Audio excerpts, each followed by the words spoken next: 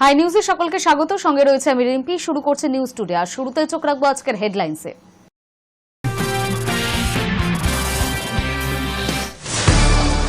দাদার নির্দেশে সেদিন সবটা করেছি। কসবা কাণ্ডে চাঞ্চল্যকর দাবি ধৃত মনোজিৎ মিশ্রের দুই সহযোগী প্রমিত মুখোপাধ্যায় এবং জাইব আহমেদের। কসবার ঘটনায় বিতর্কিত মন্তব্যের ক্ষমা চাইলেন মদন মিত্র। এবার থেকে দলের অনুশাসন মেনেই চলবে, শোকজের জবাবে লিখলেন মদন। চাকরি দেওয়ার নামে ধর্ষণের অভিযোগ, এবার হাইকোর্টে দ্বারস্থ কার্তিক মহারাজ। এফআইআর বাতিলের দাবি নিয়ে হাইকোর্টে। পারিবারিক জমি বিবাদ ঘিরে বোমাবাজি নওদায়, বোমার আঘাতে মৃত এক, মৃতদেহ উদ্ধার করতে গেলে পুলিশকে বাধা দেওয়ার অভিযোগ। তামিলনাড়ুর এক বাজি কারখানায় ভয়াবহ বিস্ফোরণ, দুর্ঘটনায় মৃত 6, আহত অনেকে, মৃতের সংখ্যা বাড়ার আশঙ্কা। সাউথ ক্যালকাটা ল কলেজে গণধর্ষণ কাণ্ডে এবার সামনে এলো আরও এক চাঞ্চল্যকর দাবি। ঘটনায় ধৃত মনোজিৎ মিশ্রের দুই সহযোগী প্রমিত মুখোপাধ্যায় এবং জাইব আহমেদকে জেরা করে অনেক তথ্য পাচ্ছে পুলিশ। রিপোর্ট অনুযায়ী জেরায় প্রমিত এবং জাইব দাবি করেছে দাদার নির্দেশে সেদিন সবটা করেছিল তারা। এর পাশাপাশি মঙ্গলবার এই ল কলেজে জিবি মিটিং হয়। এরপরেই সিদ্ধান্তে জানানো হয় এই 3 অভিযুক্তকে বহিষ্কার করা হলো। গণধর্ষণের ঘটনায় ভিডিও রেকর্ড করে রাখা হয়েছিল, সেই কাজ করেছিল মনোজিতের সহযোগীরা। এই বিষয়টি পুলিশের কাছে অভিযোগপত্রে জানিয়েছিলেন নির্যাতিতা ছাত্রী। আর এবার যেটাই জানা গেল, ওই ভিডিও নিয়ে নাকি আরও বড় পরিকল্পনা ছিল টিএমসিপি নেতার। পরবর্তীকালে ওই ছাত্রীকে যাতে ব্ল্যাকমেল করা যায় এবং ফের তার উপর জোর খাটানো যায়, তার জন্যই নাকি ঘটনার ভিডিও রেকর্ডিং করতে বলা হয়েছিল, পুলিশের কাছে দাবি করা হয়েছে। এদিকে বাজেয়াপ্ত হওয়া কলেজের সিসিটিভির হার্ড ডিস্কের ফুটেজ দেখে পুলিশ জানিয়েছে 24 বছরের এক ছাত্রীর অভিযোগের সত্যতা মিলেছে। সংবাদ সংস্থা পিটিআই এর এক প্রতিবেদনে বলা হয়েছে 25শে জুন বিকেল 3:30 থেকে রাত 10:50 পর্যন্ত 7 ঘন্টা সিসিটিভি ফুটেজে কলেজ চত্বরের চারপাশের গতিবিধি ধরা পড়েছে। ফুটেজে দেখা যায় নির্যাতিতাকে জোর করে গার্ডের ঘরে ঢোকানো হয়, যেখানে 3 জন অভিযুক্ত তাকে যৌন নির্যাতন করে। সিসিটিভি ফুটেজ দেখে মেয়েটির অভিযোগ প্রমাণিত হয়েছে। তাতে 3 জন অভিযুক্ত নিরাপত্তারক্ষী ও নির্যাতিতার গতিবিধি দেখা যাচ্ছে। অভিযুক্তের মোবাইল ফোন থেকে 1.5 মিনিটের একটি ভিডিও ক্লিপও উদ্ধার করা হয়েছে। ভিডিওটির ফরেনসিক বিশ্লেষণ চলছে। অভিযোগপত্রে নির্যাতিতা দাবি করেছিল যে ঘটনার ভিডিও করে রেখেছে এক অভিযুক্ত।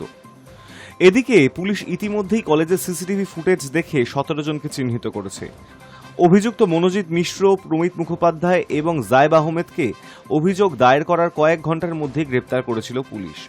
এছাড়াও গ্রেপ্তার করা হয়েছে কলেজের নিরাপত্তারক্ষী পিনাকি বন্দ্যোপাধ্যায়কে। এদিকে যে 17 জনকে পুলিশ সিসিটিভি ফুটেজ দেখে চিহ্নিত করেছে, তাদের মধ্যে অনেকেই বেরিয়ে গিয়েছিল। তবে ধৃতরা ছাড়াও আরও 4 জন সন্ধ্যার পরে কলেজে ছিল। এই আবহে তাদের ওপর নজর পুলিশের। High news network. কসবায় আইনের ছাত্রের গণধর্ষণের অভিযোগের পরিপ্রেক্ষিতে বিতর্কিত মন্তব্যের জন্য দুঃখ প্রকাশ করলেন মদন মিত্র। তার মন্তব্যের জেরে দলের ইমেজে কোনো ক্ষতি হলে তিনি ক্ষমা প্রার্থী। তৃণমূল শীর্ষ নেতৃত্বের শোকজ চিঠির জবাবে লিখিতভাবে দুঃখ প্রকাশ করে ক্ষমা চেয়ে নিয়েছেন তিনি। মদন মিত্র এও জানিয়েছেন এবার থেকে দলের অনুশাসন মেনেই চলবেন। কলেজে ছাত্রীকে ধর্ষণের ঘটনা নিয়ে বিতর্কিত মন্তব্য করেছিলেন কামারহাটির তৃণমূল বিধায়ক মদন মিত্র। দলের কড়া অবস্থানের পর শেষ পর্যন্ত দলীয় শোকজের উত্তর পাঠালেন তিনি। জানা গিয়েছে সোমবার রাতেই নিজের অবস্থান জানিয়ে দলকে লিখিত জবাব দিয়েছেন মদন মিত্র। সূত্রের খবর, সংক্ষিপ্ত হলেও মদনের চিঠিতে রয়েছে 2টি স্পষ্ট অংশ। একদিকে তিনি নিজের মন্তব্যের জন্য নিঃশর্ত ক্ষমা চেয়েছেন, অন্যদিকে কেন তিনি ওই মন্তব্য করেছিলেন তার একটি ব্যাখ্যাও দিয়েছেন চিঠিতে। তবে দল তার জবাবকে কিভাবে গ্রহণ করবে সেটা ভবিষ্যৎ বলবে। ঘটনার সূত্রপাত কসবা সাউথ ক্যালকাটা ল কলেজে ছাত্রী ধর্ষণের ঘটনায়। অভিযোগ আইনের এক ছাত্রীকে ফাঁকা ক্যাম্পাসে গণধর্ষণ করা হয়। সেই ঘটনার প্রেক্ষিতেই সংবাদ মাধ্যমে মদনের মন্তব্য ছিল, ওই ছাত্রী একা কেন কলেজে গিয়েছিলেন, কয়েকজন বন্ধু-বান্ধব সঙ্গে নিয়ে গেলে বা কাউকে জানিয়ে গেলে হয়তো এমনটা ঘটতো না। অভিযুক্তরা পরিস্থিতির সুযোগ নিয়েছে। এই মন্তব্য সামনে আসতেই তৃণমূল নেতৃত্ব বিষয়টি থেকে নিজেকে সরিয়ে নেয়। শনিবার রাতেই দল স্পষ্ট জানিয়ে দেয় মদনের বক্তব্য তার ব্যক্তিগত এবং দল এমন মন্তব্য সমর্থন করে না। রবিবার সুব্রত বক্সির সই করা শোকজ চিঠি পৌঁছয় মদনের কাছে, যেখানে বলা হয় এই মন্তব্যে দলের ভাবমূর্তি ক্ষুণ্ণ হয়েছে এবং এটি দলীয় শৃঙ্খলা ভঙ্গের শামিল। শোকজের জবাবে মদন ক্ষমা চাইলেও তার বক্তব্য ঘিরে ইতিমধ্যেই রাজনৈতিক এবং সামাজিক মহলে তীব্র প্রতিক্রিয়া তৈরি হয়েছে। অনেকের মতে এমন সংবেদনশীল ঘটনার প্রেক্ষিতে একজন প্রবীণ বিধায়কের মন্তব্য আরও দায়িত্বশীল হওয়া উচিত ছিল। Hi news network. চাকরি দেওয়ার নামে ধর্ষণের অভিযোগে বেলডাঙ্গার ভারত সেবাশ্রম সংঘের মহারাজ কার্তিক মহারাজের বিরুদ্ধে এফআইআর করেছিল এক মহিলা। সেই এফআইআর বাতিলের দাবি নিয়ে এবার কলকাতা হাইকোর্টের দ্বারস্থ হলেন পদ্মশ্রী প্রাপ্ত সন্ন্যাসী। কার্তিক মহারাজের বিরুদ্ধে ধর্ষণের অভিযোগ দায়ের। মঙ্গলবারই তার থানায় হাজিরা দেওয়ার কথা। পুলিশের তরফ থেকে গিয়েছে নোটিশও। তার আগেই হাইকোর্টের দ্বারস্থ কার্তিক মহারাজ। এফআইআর বাতিল চেয়ে আবেদন বিচারপতি জয় সেনগুপ্তের এজলাসে। হাজিরার আগেই হাইকোর্টে আবেদন। মামলাকারী কার্তিকের আবেদন, তিনি ভারত সেবাশ্রম সংঘের মানুষ, পদ্মশ্রী পুরস্কার পেয়েছেন। একজন মহিলা থানায় গিয়ে 13 বছর আগে কিছু হয়েছে, সেটার ভিত্তিতে এফআইআর দায়ের হয়েছে। নোটিশ দিয়ে যেতে বলা হয়েছে। তার পাল্টা অভিযোগ, এটা সাধু সন্ন্যাসীদের ওপর আক্রমণ। গত 26শে জুন নির্যাতিতা মহিলা নবগ্রাম থানায় অভিযোগ করেছেন কার্তিক মহারাজ 2013 সালে চাকরির প্রতিশ্রুতি দিয়ে ধর্ষণ করেন তাকে। সেই ঘটনায় কার্তিক মহারাজের বিরুদ্ধে তৎকালীন ভারতীয় দণ্ডবিধি অনুযায়ী 376-2, 313, 506, 417 ধারায় মামলা রুজু করেছে। সোমবারই কার্তিক মহারাজের কাছে নবগ্রাম থানার তরফ থেকে একটি নোটিশ যায়। জিজ্ঞাসাবাদের জন্য 1 জুলাই হাজিরার নির্দেশ দেওয়া হয়। চাকরির প্রতিশ্রুতি দিয়ে সহবাসের অভিযোগ উঠেছিল কার্তিক মহারাজের বিরুদ্ধে। এই ধরনের ঘটনা মেনে নেওয়া যায় না। বুধবারই এই মামলার শুনানি। যদিও অভিযোগ উড়িয়ে মহারাজ জানিয়েছিলেন, আশা করি সত্য সত্যের পথে যাবে, আইন আইনের পথেই যায়। ইতিমধ্যেই মহিলার পুলিশ প্রোটেকশনের ব্যবস্থা করা হয়েছে বলেও জানা যাচ্ছে। তিনি বলেছেন, আমার উপর তো যে কোনো সময় অ্যাটাক হতে পারে, আর সেই কারণেই পুলিশ প্রোটেকশন দিচ্ছে। Hi news network. পারিবারিক জমি বিবাদ ঘিরে চলল ব্যাপক বোমাবাজি। সেই বোমার আঘাতেই মৃত্যু হলো এক ব্যক্তির। ঘটনার পর ব্যাপক উত্তেজনা ছড়িয়েছে। মৃতদেহ উদ্ধার করতে গেলে পুলিশকে বাধা দেওয়া হয় বলেও অভিযোগ। মঙ্গলবার সকালে চাঞ্চল্যকর ঘটনাটি ঘটেছে মুর্শিদাবাদ জেলার নওদা থানার আলীনগর গ্রামে। মৃত ব্যক্তির নাম রফিকুল শেখ। পারিবারিক জমি বিবাদ ঘিরে চলল তুমুল বোমাবাজি। সেই বোমার আঘাতেই মৃত্যু হলো এক ব্যক্তির। স্থানীয় সূত্রে জানা গিয়েছে, বেশ কিছুদিন ধরেই একটি জমি নিয়ে বিবাদ চলছিল রফিকুল শেখের সঙ্গে তার খুঁতুতো ভাইদের। মঙ্গলবার সকালে ফের ওই জমি নিয়ে বিবাদ শুরু হয় দুই পক্ষের। বিবাদের মধ্যে শুরু হয় বোমাবাজি। অভিযোগ, রফিকুল শেখকে লক্ষ্য করে ছোড়া হয় বোমা। সেই বোমার আঘাতে ঘটনাস্থলেই মারা যান ওই ব্যক্তি। সাত সকালে বোমাবাজির ঘটনায় আতঙ্ক ছড়ায় ওই এলাকায়। বোমাবাজি দেখে ঘটনাস্থলে ছুটে যান রফিকুলের পরিবারের সদস্যরা। রক্তাক্ত অবস্থায় ওই ব্যক্তিকে রাস্তার ওপরে পড়ে থাকতে দেখেন স্থানীয় বাসিন্দারা। ঘটনার পর থেকেই পলাতক অভিযুক্তরা। মৃত্যুর খবর ছড়িয়ে পড়তেই এলাকায় তীব্র ক্ষোভ ছড়িয়েছে। ওই মৃতদেহকে ঘিরে এলাকায় বিক্ষোভ চলতে থাকে। খবর পেয়ে নওদা থানার পুলিশ আলীনগর গ্রামে পৌঁছায়। পুলিশকে ঘিরে চলতে থাকে বিক্ষোভ। মৃতদেহ তুলতে গেলে পুলিশকে বাধা দেওয়া হয় বলে অভিযোগ। দুষ্কৃতীদের অবিলম্বে গ্রেফতারের দাবি তুলেছে পরিবারের লোকজন। কিভাবে এত বোমা গ্রামে মজবুত হচ্ছে, কোথা থেকে আসছে ওই বোমা, সেই প্রশ্ন উঠছে। বেশ কিছু সময়ের পরে পুলিশ পরিস্থিতি নিয়ন্ত্রণে আনতে পারে। বিক্ষোভকারীদের শান্ত করা হয়। পরে মৃতদেহ উদ্ধার করে ময়না তদন্তের জন্য পাঠানো হয়। ঘটনায় একজনকে আটক করা হয়েছে বলে খবর। বাকিদের খোঁজে তল্লাশি শুরু করেছে পুলিশ। কেবল জমি সংক্রান্ত বিবাদ নাকি এই ঘটনার পিছনে অন্য কোনো কারণ আছে, সেই বিষয়টি খতিয়ে দেখছে তদন্তকারীরা। গ্রামে মোতায়েন রয়েছে পুলিশ। High news network. কালীগঞ্জে সদ্য নির্বাচিত তৃণমূল বিধায়ক আলিফা আহমেদ আগামী বুধবার তিনি বিধানসভা ভবনে শপথ পাঠ করবেন। প্রসঙ্গত, গত বৃহস্পতিবার এই শপথ পাঠের অনুমতি চেয়ে পরিষদীয় দপ্তরের তরফে চিঠি পাঠানো হয় রাজভবনে। কালীগঞ্জে তৃণমূল বিধায়ক নাসির উদ্দিন আহমেদের মৃত্যুতে গত 19শে জুন উপনির্বাচন হয়। 23শে জুন উপনির্বাচনের ফল প্রকাশ হয়। গণনার শুরু থেকেই ব্যবধান বাড়াতে বাড়াতে এগিয়ে চলেছিলেন তৃণমূল প্রার্থী আলিফা আহমেদ। অষ্টাদশ রাউন্ডের পরই দেখা যায় 2021-এর বিধানসভা নির্বাচনে প্রয়াত বিধায়কের ব্যবধান ছাপিয়ে গিয়েছেন তিনি।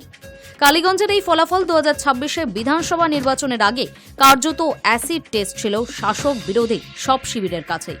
সেই লড়াইয়ে তরুণ মুখ বছর 38-এর আলিফাকে এগিয়ে দিয়েছিল শাসক শিবির। প্রয়াত বিধায়ক বাবার যোগ্য মেয়ে হিসেবে সেই ভরসা রেখেছেন। কমিশন সূত্রে খবর, গণনা শেষে 50,000-এরও বেশি ভোটে জিতেছেন আলিফা আহমেদ, যা 2021-এর ব্যবধানের চেয়ে বেশি। 26-এর আগে এই জয় ঘাসফুল শিবিরে ভরপুর অক্সিজেন জোগালো, তা বলাই বাহুল্য। এবার শপথ নিয়ে তার পরিষদীয় রাজনীতিতে পা রাখার পালা। গত বৃহস্পতিবার তার শপথ পাঠের অনুমতি চেয়ে পরিষদীয় দফতরের তরফে চিঠি পাঠানো হয় রাজভবনে। রাজ্যপাল অধ্যক্ষকে সেই শপথ পাঠের অনুমতি দিয়েছেন। সেই অনুযায়ী আগামী বুধবার দুপুরে বিধানসভা ভবনে শপথ পাঠের ব্যবস্থা হয়েছে। High news network. 1 জুলাই মঙ্গলবার থেকে বাড়ল ট্রেনের ভাড়া। বিবৃতি অনুসারে কিলোমিটার প্রতি 2 পয়সা করে ভাড়া বাড়ানো হয়েছে। নন এসি কোচের ভাড়া কিলোমিটার প্রতি 1 পয়সা বাড়ানো হয়েছে। পাশাপাশি রিজার্ভেশন চার্টেও পরিবর্তন করা হয়েছে। জুলাই থেকে বাড়ল ট্রেনের ভাড়া। ভারতীয় রেলওয়ে সোমবার এক বিবৃতিতে জানিয়েছে, দূরপাল্লা ট্রেনে দ্বিতীয় শ্রেণীর যাত্রীদের জন্য ট্রেনের ভাড়া মঙ্গলবার থেকেই বাড়ানো হয়েছে। রেল বোর্ডের এই বিজ্ঞপ্তি অনুসারে প্রতি কিলোমিটারে 2 পয়সা করে সর্বোচ্চ ভাড়া বৃদ্ধি করল রেল। নন এসি কোচের ভাড়া প্রতি কিলোমিটারে 1 পয়সা করে বৃদ্ধি পেল। 500 কিলোমিটার পর্যন্ত দূরত্বের জন্য শহরতলির ট্রেন এবং সাধারণ দ্বিতীয় শ্রেণীর ভ্রমণের উপর কোনো প্রভাব পড়বে না। ট্রেনের ধরন অনুযায়ী ভাড়া বৃদ্ধি করা হয়েছে। দ্বিতীয় শ্রেণীর সাধারণ ভাড়া 501 থেকে 1500 কিলোমিটারের জন্য 5 টাকা বৃদ্ধি করা হয়েছে। 1501 থেকে 2500 কিলোমিটারের জন্য 10 টাকা বৃদ্ধি করা হয়েছে। 2501 থেকে 3000 কিলোমিটারের জন্য 15 টাকা বৃদ্ধি। স্লিপার ক্লাস সাধারণ আধা পয়সা, প্রথম শ্রেণীর সাধারণ আধা পয়সা, দ্বিতীয় শ্রেণীর মেইল অথবা এক্সপ্রেস 1 পয়সা, স্লিপার ক্লাস মেইল অথবা এক্সপ্রেস 1 পয়সা, প্রথম শ্রেণীর মেইল অথবা এক্সপ্রেস 1 পয়সা, এসি চেয়ার কার 2 পয়সা, এসি 3 টায়ার 3E 2 পয়সা, এসি 2 টায়ার 2 পয়সা, এসি ফার্স্ট ক্লাস ইসি ইএ 2 পয়সা। রাজধানী শতাব্দী, দুরন্ত, Vande Bharat, AC Vistadome coach এবং অন্যান্য ট্রেনের মতো এই সমস্ত ট্রেনের মূল ভাড়াও সংশোধিত হয়েছে। রিপোর্ট অনুসারে ভারতীয় রেলের ট্রেনের ভাড়া 2022 সালের পর 2025-এই প্রথমবারের মতো বাড়ানো হলো। রিজার্ভেশন চার্টেও পরিবর্তন করা হয়েছে। ট্রেনের ভাড়া বৃদ্ধি ছাড়াও ভারতীয় রেল ঘোষণা করেছে, দূরপাল্লার ট্রেনের জন্য রিজার্ভেশন চার্ট এখন ছাড়ার 8 ঘন্টা আগে প্রস্তুত করা হবে। আগে যেখানে ট্রেনের নির্ধারিত ছাড়ার 4 ঘন্টা আগে রিজার্ভেশন চার্ট প্রস্তুত করা হতো। 1 জুলাই থেকে কেবলমাত্র আধার যাচাই সম্পন্ন যাত্রীরাই আইআরসিটিসি ওয়েবসাইট অথবা মোবাইল অ্যাপের মাধ্যমেই তৎকাল টিকিট বুক করতে পারবেন। জুলাইয়ের শেষ থেকে তৎকাল বুকিংয়ের জন্য ওটিপি ভিত্তিক প্রমাণ দরকার। Hi news network. ভয়াবহ বিস্ফোরণে কেঁপে উঠল তামিলনাড়ুর শিবকাশী সংলগ্ন চিন্না কামানপট্টি গ্রামের একটি বাজি কারখানা। মঙ্গলবার ভোরে ঘটে যাওয়া এই দুর্ঘটনায় প্রাণ হারিয়েছেন 6 জন, আহত হয়েছেন বহু। উদ্ধার কাজ শুরু হয়েছে। মৃতের সংখ্যা আরও বাড়তে পারে বলেই আশঙ্কা করা হচ্ছে। ভয়াবহ বিস্ফোরণে কেঁপে উঠল তামিলনাড়ুর শিবকাশী সংলগ্ন চিন্না কামানপট্টি গ্রামের একটি বাজি কারখানা। মঙ্গলবার ভোরে ঘটে যাওয়া এই দুর্ঘটনায় প্রাণ হারিয়েছে অন্তত 6 জন, আহত হয়েছে বহু মানুষ। ইতিমধ্যেই উদ্ধার কার্য শুরু হয়েছে। মৃতের সংখ্যা বাড়তে পারে বলে আশঙ্কা করা হচ্ছে। প্রত্যক্ষদর্শীরা জানিয়েছে, মঙ্গলবার ভোরে বিস্ফোরণের বিকট শব্দে ঘুম ভেঙে যায় স্থানীয়দের। তারা বেরিয়ে দেখেন দাউ দাউ করে জ্বলছে কারখানাটি। বিস্ফোরণের তীব্রতা এতটাই বেশি ছিল যে গোটা এলাকায় ছড়িয়ে পড়ে ঘন কালো ধোঁয়া। একের পর এক বিস্ফোরণের শব্দ শোনা যায়। যদিও কি কারণে এই বিস্ফোরণ তা এখনো স্পষ্ট নয়। জানা যাচ্ছে, বাজি কারখানাতেই বিস্ফোরণ হয়েছে। প্রচুর দাহ্য পদার্থ মজবুত থাকায় অগ্নিকাণ্ডটি ভয়াবহ রূপ নেয়। 6 জনের মৃতদেহ উদ্ধার করা হয়েছে। আহতদের স্থানীয় একটি হাসপাতালে ভর্তি করানো হয়েছে। দমকল ও বিপর্যয় মোকাবিলা বাহিনী দ্রুত ঘটনাস্থলে পৌঁছে আগুন নিয়ন্ত্রণে আনার কাজও শুরু করেছে। উল্লেখ্য, শিবকাশী এলাকাকে ফায়ার ওয়ার্কার্স ক্যাপিটাল অফ ইন্ডিয়াও বলা হয়। এখানকার বাজি কারখানাগুলি ছাড়াও ম্যাচ ও প্রিন্টিং শিল্প সমানভাবে সক্রিয়। এই জেলার অর্থনীতি একটা বড় অংশ নির্ভরশীল ওই শিল্পের ওপর। মাত্র একদিন আগেই তেলেঙ্গানার সাঙ্গারেড্ডি জেলায় একটি ঔষধ কারখানায় বিস্ফোরণ ঘটে প্রাণ হারান অন্তত 42 জন। তামিলনাড়ুর ঘটনাতেও মৃতের সংখ্যা বাড়তে পারে বলে আশঙ্কা করা হচ্ছে। Hi news network. তেলেঙ্গানার রাসায়নিক কারখানায় বিস্ফোরণের ঘটনায় মৃতের সংখ্যা বেড়ে 34। জেলা পুলিশ সুপার একথা জানান। উদ্ধার কাজ এখনো চলছে। হিমাচল প্রদেশের বর্তমান পরিস্থিতি বিপর্যস্ত। টানা বৃষ্টিতে পাহাড়ি রাজ্যটি রীতিমতো প্রলয়ের মুখে পড়েছে। বৃষ্টির বিরাম নেই, সঙ্গে একের পর এক ধস নামার ঘটনা। সরকারি হিসেবে 259টি বড় রাস্তা জলের তলায় চলে গিয়েছে। জনজীবন বিপর্যস্ত কথাটি দিয়ে বোঝানো যাবে না হিমাচল প্রদেশের বর্তমান পরিস্থিতি। টানা বৃষ্টিতে পাহাড়ি রাজ্যটি রীতিমতো প্রলয়ের মুখে পড়েছে। বৃষ্টির বিরাম নেই, সঙ্গে একের পর এক ধস নামার ঘটনা। তার উপর আচমকা মেঘ ভেঙে বৃষ্টি তো আছেই। তার জেরে রাজধানী সিমলা সহ রাজ্যের সিংহভাগ এলাকা বিদ্যুৎবিহীন। সরকারি হিসেবে 259টি বড় রাস্তা জলের তলায়। সেগুলি দিয়ে যানবাহন চলাচল সম্ভব হচ্ছে না। পানীয় জলের পাম্পগুলিও জলে ডুবে রয়েছে। তাছাড়া বিদ্যুৎ না থাকাতেও সেগুলি সচল করা যাচ্ছে না। রাজ্য প্রশাসনের বক্তব্য, আচমকা দুর্যোগ, বিশেষ করে ধস নামা কিংবা মেঘ ভাঙা বৃষ্টির কারণে দুর্যোগ মোকাবিলার অভিজ্ঞতা আছে, কিন্তু গত 1-1.5 দিনের পরিস্থিতি সাম্প্রতিক সব রেকর্ড ছাপিয়ে গিয়েছে। দুর্যোগ মোকাবিলা বাহিনীকেও হাত গুটিয়ে থাকতে হচ্ছে। যাতায়াতের রাস্তা পর্যন্ত বন্ধ। 20 জুন থেকে এই পর্যন্ত অতি বৃষ্টিজনিত কারণে 23 জন নিহত হয়েছে। আবহাওয়া অফিস বলছে 1971 সালের পর পাহাড়ি রাজ্যটিতে জুন মাসে এত বৃষ্টির নজির নেই। গড়ে 100 মিলিমিটারের জায়গায় 140 মিলিমিটার বৃষ্টি হয়েছে। ভয়াবহতা এবং ধ্বংসের বর্ণনা দিতে গিয়ে প্রত্যক্ষদর্শীরা বলছেন, সিমলার অদূরে ভাট্টাকুফা এলাকার একটি 5তলা বিল্ডিং কয়েক সেকেন্ডের মধ্যেই তাসের দেশের মতো ভেঙে পড়েছে। পরিস্থিতির আঁচ করে সিমলার একটি সুপার স্পেশালিটি হাসপাতালের রোগীদের আগেই সরিয়ে নেওয়া হয়েছিল। আশঙ্কার সত্য প্রমাণ করে সেই চিকিৎসালয়টিও হুড়মুড়িয়ে ভেঙে পড়েছে। প্রশাসন জানিয়েছে 614টি বিদ্যুতের ট্রান্সফার এবং পানীয় জল সরবরাহের 130টি পাম্প জলের তলায়। ফলে জনজীবন পুরোপুরি বিধ্বস্ত। দোকান, বাজার, অফিস কিছুই খোলার পরিস্থিতি নেই। রাজ্য সরকার সাধারণ মানুষ এবং পর্যটকদের ঘরে থাকার পরামর্শ দিয়েছেন। একের পর এক বাড়ি ভেঙে পড়ার ঘটনায় মানুষ ঘরে থাকতেও ভয় পাচ্ছে। প্রশাসন জানিয়েছে সবচেয়ে খারাপ অবস্থা মান্ডি জেলায়। ওই জেলাতেই সবচেয়ে বেশি বৃষ্টি হচ্ছে। থেকে থেকে মেঘভাঙা বৃষ্টিতে পরিস্থিতি আরও জটিল করে তুলেছে। মান্ডির বেশিরভাগ রাস্তা বন্ধ যান চলাচল। ফলে মানুষের কাছে ত্রাণ সামগ্রী পৌঁছে দেওয়াও সম্ভব হচ্ছে না। Hi news network. ফের সংঘাতে জড়ালেন আমেরিকার প্রেসিডেন্ট ডোনাল্ড ট্রাম্প এবং টেসলা কর্তা ইলন মাস্ক। আমেরিকায় নতুন রাজনৈতিক দল গঠনের সময় এসেছে বলে আবার সুর চড়ালেন মাস্ক। ট্রাম্পের বড় সুন্দর বিল পাশ হলে পরের দিনই আমেরিকা পার্টি গঠিত হবে বলে সমাজ মাধ্যমে লেখেন তিনি।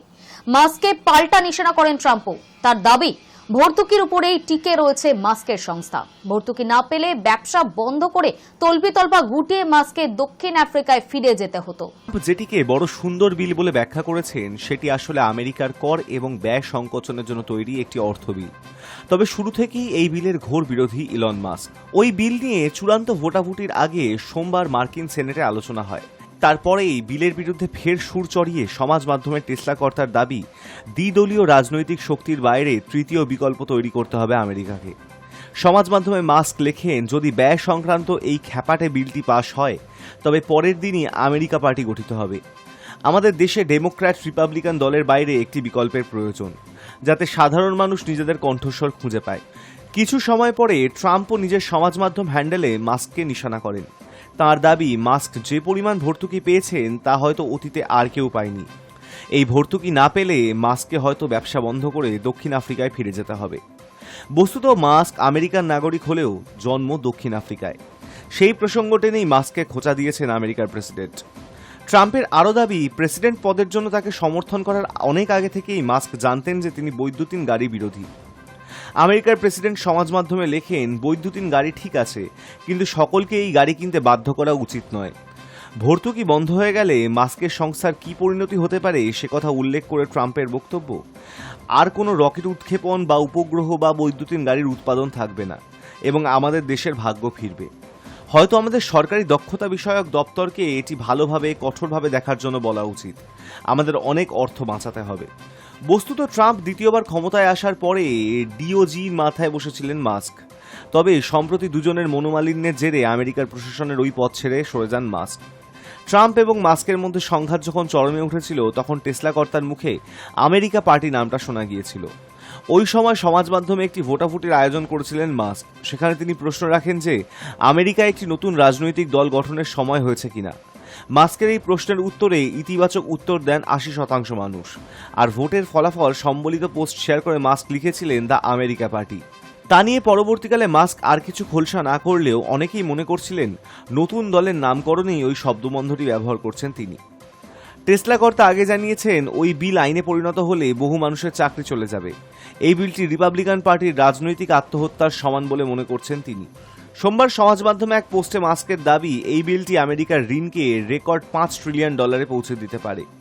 এখন একটি নতুন রাজনৈতিক দল গঠনের সময় এসেছে, যারা সত্যি সাধারণ মানুষের কথা ভাববে। Hi news network. চীনের রাজনৈতিক অস্থিরতা নিয়ে শুরু হয়েছে জল্পনা কল্পনা। চীনে আবারও ক্ষমতার পরিবর্তনের সম্ভাবনা বাড়ছে বলে দাবি করা হলো রিপোর্টে। চীনের বর্তমান প্রেসিডেন্ট শি জিনপিংকে অব্যাহতি দেওয়া হতে পারে এবং তার জায়গায় অন্য কাউকে দেশকে নেতৃত্ব দেওয়ার দায়িত্ব দেওয়া হতে পারে বলেই গুঞ্জন রয়েছে। চীনা প্রেসিডেন্টের রহস্যজনক 16 দিনের অনুপস্থিতি এসব জল্পনার মূল কারণ বলে মনে করা হচ্ছে।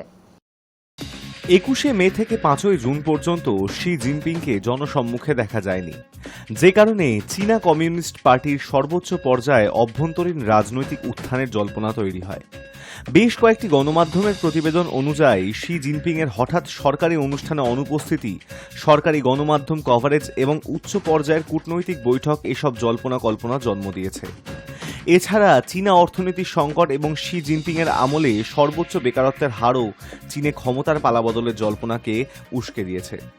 এভাবে অনুপস্থিত থাকা অনেক মন্ত্রীকে এর মধ্যেই অব্যাহতি দেওয়া হয়েছে। চীনের ইতিহাসে এর আগেও শীর্ষ নেতৃত্ব কোণঠাসা হয়েছেন দলের চাপে। চীনা কমিউনিস্ট পার্টি অতীতে 3 জন বড় নেতার ক্ষমতা হ্রাস করেছিল তারা গদিতে থাকাকালীন।